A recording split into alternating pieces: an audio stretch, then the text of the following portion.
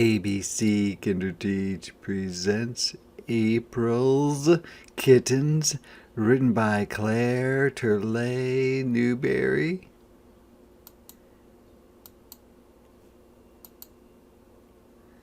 There was once a nice little girl named April who lived in New York City with her mother, her father, and a black cat called Sheba.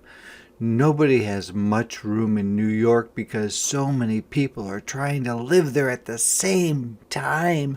So April and her mother and father and Sheba lived all crowded up together in a very small apartment.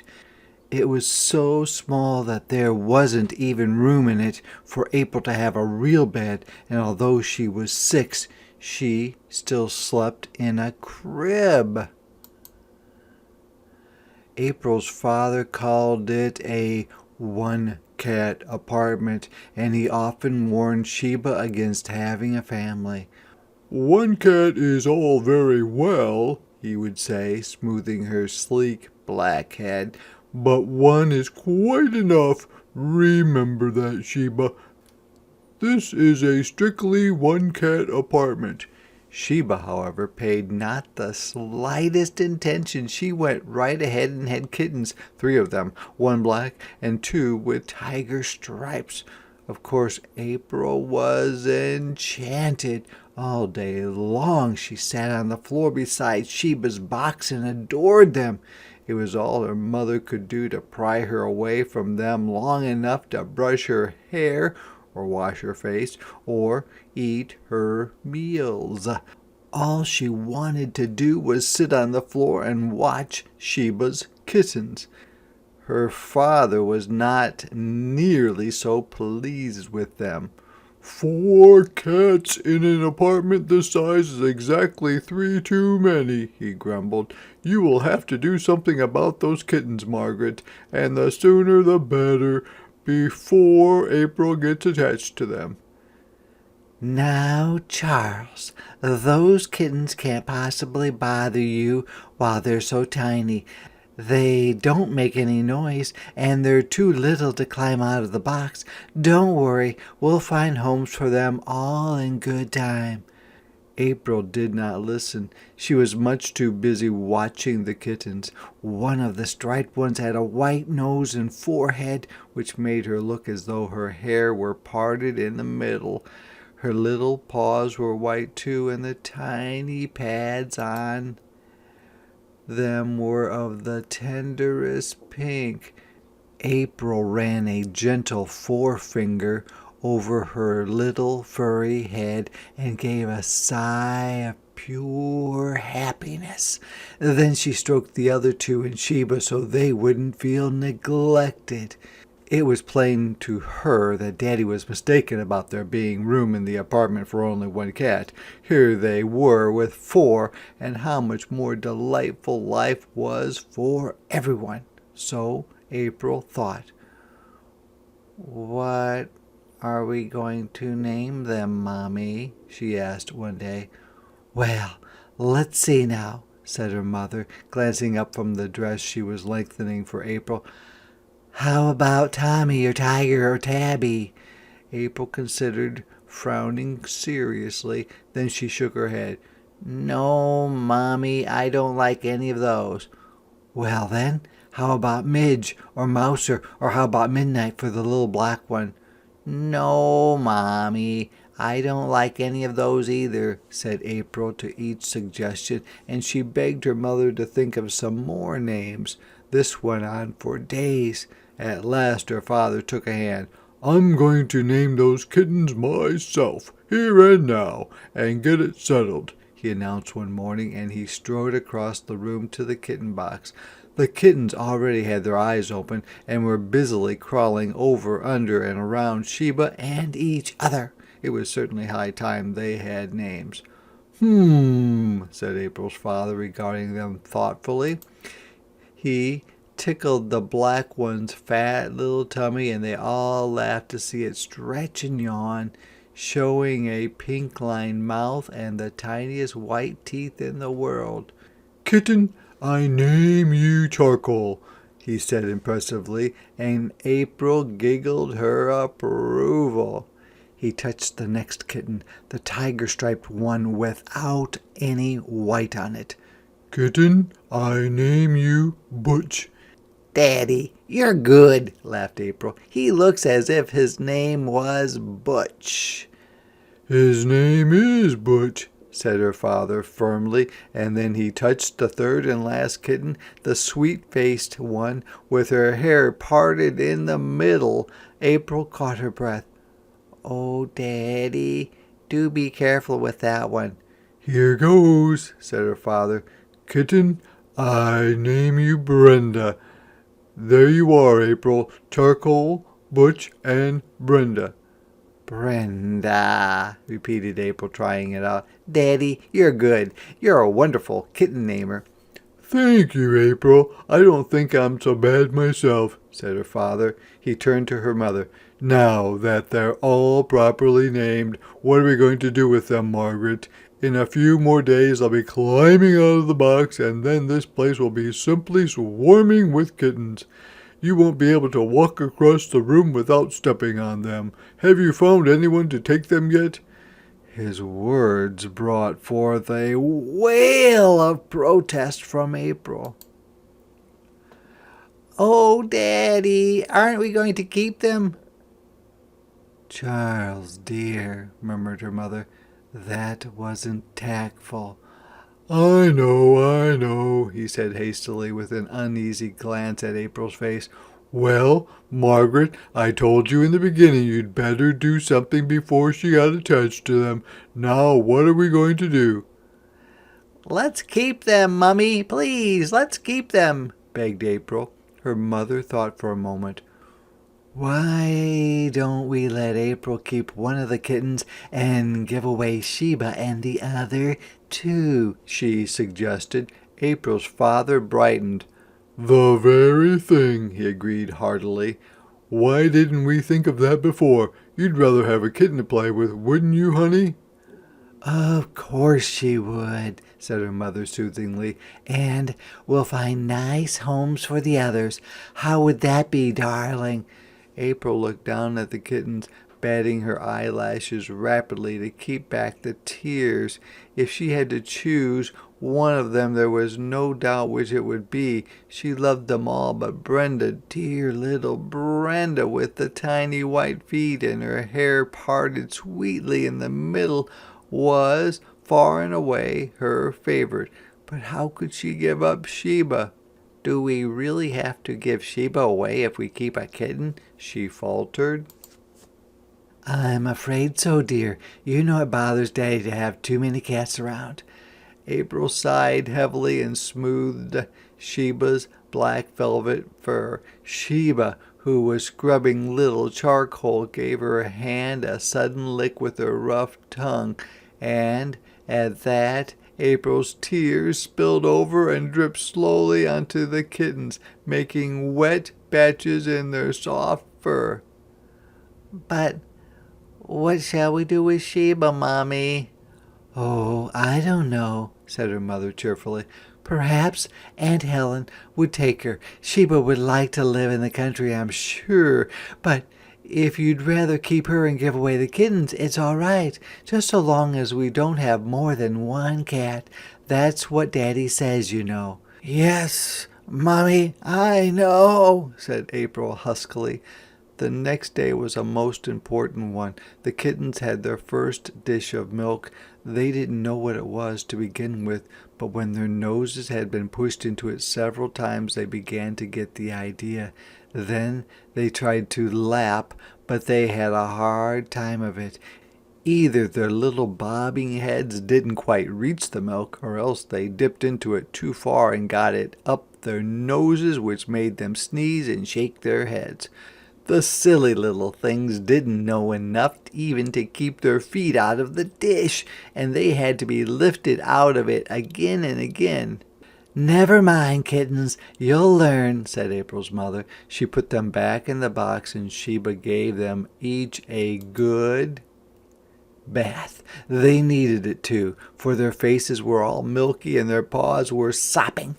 Every day after that, they had some milk in a dish, and every day they sneezed and babbled less and got more of the milk down their throats and less on their paws and whiskers. Pretty soon they could lap it almost as well as grown-up cats. One afternoon, Mrs. Dalton, who was a friend of April's mother, came to tea. She brought her little boy with her. "This is Geoffrey, April," said April's mother. The two children shook hands timidly and then backed off and stared bashfully at each other. Geoffrey tugged at his mother's sleeve. "Mommy, Mommy," he whispered urgently, "where are the kitties? You said there would be kitties." "Geoffrey is going to take one of Sheba's kittens home with him, April," said her mother. "And then, whenever we go to Geoffrey's house, you can play with the kitten again. Won't that be nice?" "Yes, Mommy," answered April in a low voice. She was very shy with strangers. They all went into the living room to look at the kittens. "Kitties!" cried Geoffrey rapturously, and he plumped down on his knees beside the box. "Oh, Geoffrey, aren't they adorable?" exclaimed his mother. "Which one do you want, darling? Does it matter which one he picks?" "Why, no, of course not," said April's mother politely. April's heart sank. She had never said she loved Brenda the best. She hadn't wanted to hurt the other kittens' feelings, and now she was too shy to say anything with Mrs. Dalton and Geoffrey there. She stood close to her mother and waited unhappily while they fondled first one squirming kitten and then another. "April is crazy about all of them," said her mother. "She thinks we ought to keep all three of them, and the mother cat as well." And she and Mrs. Dalton laughed as though she had said something very funny. At last, Geoffrey held up little Butch. "I want this kitty," he announced to April's relief. "I like him the best." While they had tea, April's mother explained to Mrs. Dalton how to take care of Butch and feed him properly, and Mrs. Dalton promised to do everything just right and to see that Geoffrey didn't play too hard with them, for Geoffrey was only 4 and might not know at first just how to treat a kitten. After tea, the visitors went home, with Butch tucked snugly under Geoffrey's windbreaker. The next day, Mrs. Elwell came to April's house. Miss Elwell was extremely fond of cats and had 2 enormous ones of her own, although she lived in a small apartment. However, having no husband or children, she naturally had more room for cats. "Wouldn't you like to adopt one of our kittens, Miss Elwell?" asked April's mother. "Heavens, no!" cried Miss Elwell. "I already have too many cats. You should see my meat bill. It's simply appalling." But when she saw Charcoal and Brenda playing hide-and-seek among the sofa pillows, she began to weaken. "Oh, the sweet things, the little darlings," she kept saying over and over, and presently she decided to take one after all. "May I have either one?" she asked, reaching for Brenda. "Of course, Miss Elwell. Either one you like," said April's mother, and April watched anxiously while Miss Elwell petted first Brenda, then Charcoal, then Brenda again. Finally she picked up Charcoal and held him against her cheek. "I believe I'll take this one, if I may," she said. "My other cats are both black, so I may as well have a kitten that matches." And April smiled happily, for she still had Brenda. "I hope your grown cats won't frighten Charcoal," said April's mother. "They're so big and he's so little." Miss Elwell laughed. "It will be just the other way around," she said. "The big cats will be afraid of Charcoal at first, but after a day or 2 they'll be very happy together." So Miss Elwell took Charcoal home with her, and there was only Sheba and Brenda left. "Tomorrow is Sunday, so we may as well take Sheba out to Aunt Helen's," said April's mother. "Daddy can drive us out. Catching sight of April's woebegone face, she added reproachfully,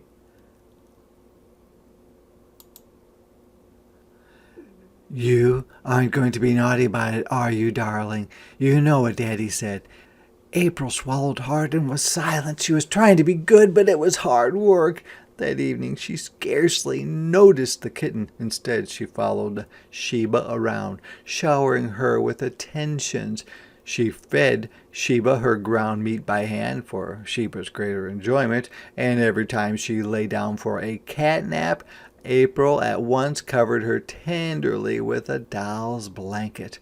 That night Sheila did not fall asleep as usual. She lay wide awake in her crib, thinking about poor Sheba.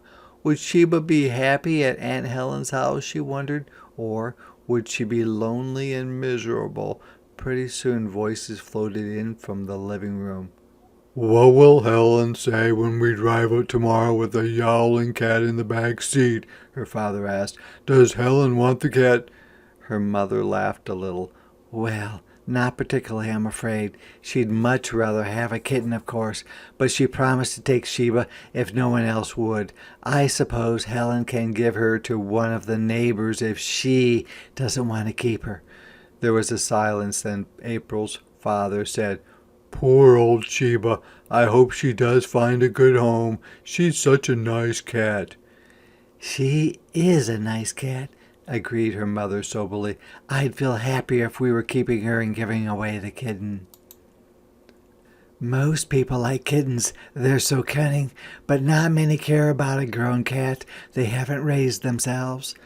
April's throat tightened painfully. She saw a vision that wrung her heart. Poor Sheba, taken, squalling, frightened, and betrayed to be turned loose in a strange place where no one cared for her. April pictured Sheba's grief and despair when she realized that her own family didn't want her. Most dreadful of all, Sheba would think that April no longer loved her. This was utterly unbearable, and suddenly April knew what she must do. There was no help for it. Brenda must go to Aunt Helen's instead. Aunt Helen wanted Brenda and would keep her and be kind to her. At this moment, April's mother stepped quietly into the bedroom. She leaned over April and laid a cool hand on her hot forehead. "What's the matter, darling? Why aren't you asleep?" "I'm all right, Mummy," said April miserably. "I just can't get comfortable." Then she flung her arms about her mother's neck. "Oh, Mommy," she wailed. "Aunt Helen can have Brenda. I want Sheba." And she began to sob wildly. "All right, darling. Of course you shall keep Sheba, if you'd rather," soothed her mother. She led April out to the bathroom and washed her face and gave her a long drink of cold water to help her stop crying.